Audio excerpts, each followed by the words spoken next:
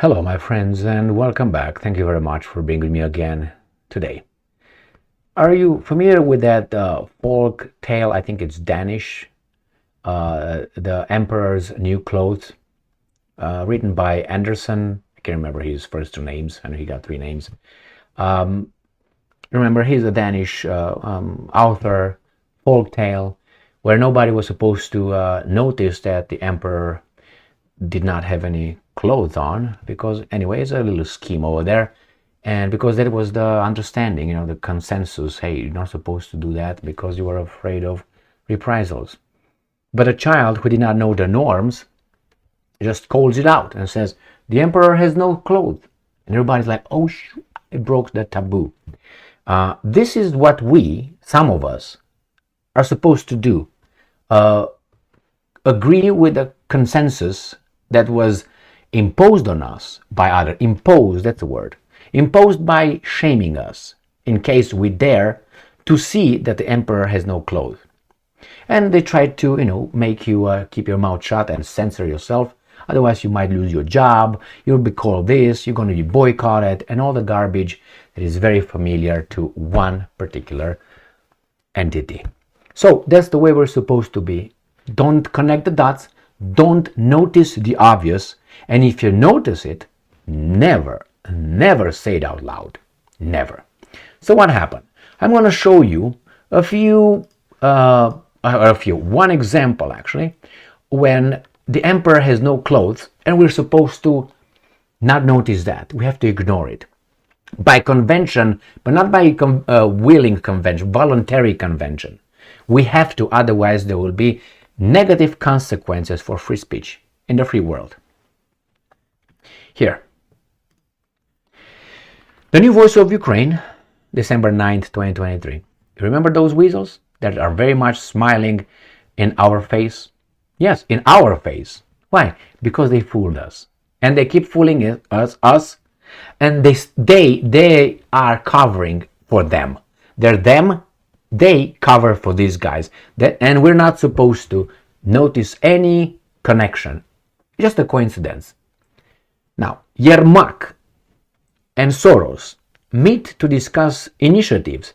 And now the media says, return of Ukrainian children abducted by Russia.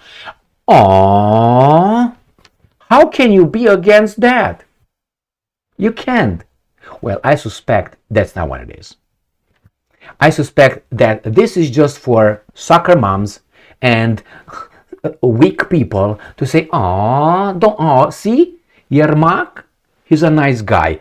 And Soros, these are compassionate people, not like you, Emil. Like your pants are in your ass every day. You're irritated all the time, angry. See, these are good people. And by the way, a coincidence, they are both Jewish. Yermak is Jewish, Soros is super Jewish. So, just a coincidence. Don't connect anything, because if you do, then you will be rightly so called anti-this and anti-that, bad person, and you can lose your job. We're going to boycott you. So, see, they are together to make sure that Ukrainian children, not even, those kind of children, Ukrainian children, not Palestinian, Ukrainian children, abducted by Russia by force, obviously, will be returned. Now, what's wrong with that, Emil? You're an evil person. But I'm not looking at that way, because I'm not a retard.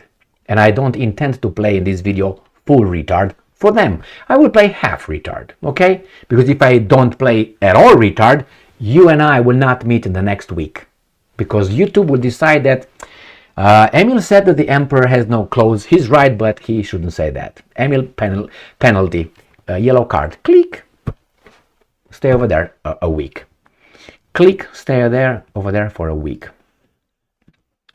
Of course they're laughing, because their garbage passes through.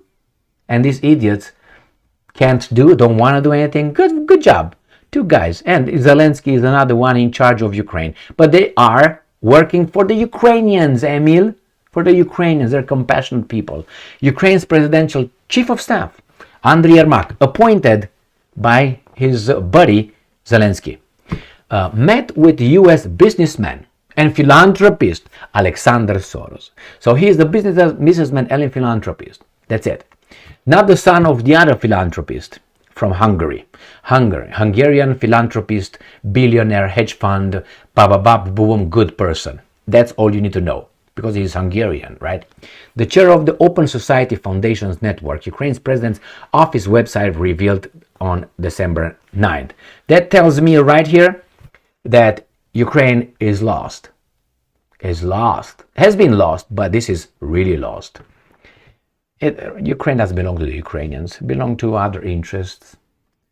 Yermak thanked Soros. I thank Soros as well for participating in the inaugural meeting of the International Coalition for the Return of Ukrainian Children, which took place in Kiev on December 8th. See? Compassionate philanthropists. That's what they do. That's all they do. They're special. That's why they're chosen. For participating, which took place in Kiev. During the meeting, Yermak emphasized the global visibility needed for cases of Ukrainian minors deported by Russia. He proposed publishing a book featuring stories about these children and involving globally recognized personalities in facilitating the return home to Ukraine. How can you be against this? You can't. Why? Because it's framed like that. You can't. I mean, whatever I say right now, it sounds like I'm an idiot, an evil person being on the Russian side. The Russians who, they tell us, abducted children from their mom's arms, just like this, grabbed them over there, and you know what they did? They adopted them. So somehow, like the Germans in the Second World War, will take the Jewish children from their mom's arms and will adopt the Jewish children in their families. Something that we're told they hated.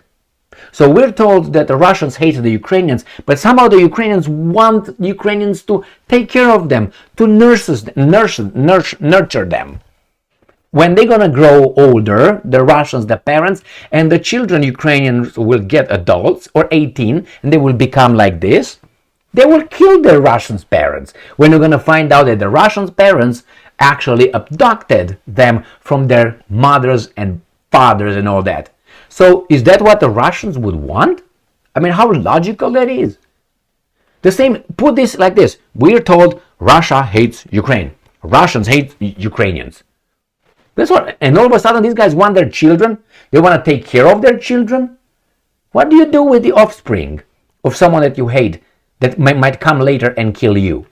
Do you remember what the British did in the medieval times? The kings with other brothers' kids? They will kill the whole line. So they can't come back and haunt them. They will not kill only the competition. They will make sure that the competition's offspring will not be alive to grow and scheme against them and assassinate them and take the power. And then they will do the same thing. Everything. So obviously they will do this. The same with the Russians. When they tell me the Russians took the children from the Ukrainians, from their mothers and their fathers, I suspect they were orphans. That's what I suspect. All right? And the number, I think, is grossly exaggerated. And they put it for adoption for the Russian families? Think about this. The Germans hated the Jews in the Second World War. Imagine that they would adopt Jewish children. Something that they allegedly, and reportedly and factually hated. My friends, let's don't play full retard on this one, okay? And these guys are just, helpful. Just helpful. Yermak also thanked the businessman, the son of the billionaire financier George Soros, for signing the Memorandum of Cooperation. The collaboration aims to protect the rights of the children affected by Russia's armed aggression and supports the implementations of young citizens illegally deported by Russia. We're told Russians are criminals and so on, and they save the kids' lives, the next generation. They take care of Ukraine's next generation. Are you crazy? Isn't that called infanticide? Like the lions? What do the lions do with someone others little puppies? So the lioness can be back in heat. They eat them. They kill them. That's not my kid, right? Is that what they do, the lions? That's nature, in that case. And not only, please, my friends, tell us about all good Your family does a lot for Ukraine, I'm quoting. Important project to protect our people. Who's our people? That's very important. Who's our people? Because it's Yermak and Soros. And Yermak tells Soros about our people. Which one are those our people exactly? Strengthen democracy for the success of the Ukrainian state that we control. That we, together with you, thank you very much, we control. We got, like Soviet Union, we did it until Stalin got in charge, and then Stalin wanted to create some problems, and he got in a little coma over there, if you remember, a little, a little stroke with a doctor, and it's okay. That happens all the time, right? And then they kind of lost that because he was about to start a purge, Stalin. That was close for them. Anyway, so yeah, they got Soviet Union by the balls, and they lost it. That's why they like Russia so much. All right, just make the connections. Connect the dots that you're not supposed to connect it, and don't say the emperor has no clothes. You have to play dumb, because otherwise they will attack you. So stay over there in your little house that you have, or apartment, right? Go to your little job that you have, they allow you to have. Pay your taxes, all of them. Wear your mask.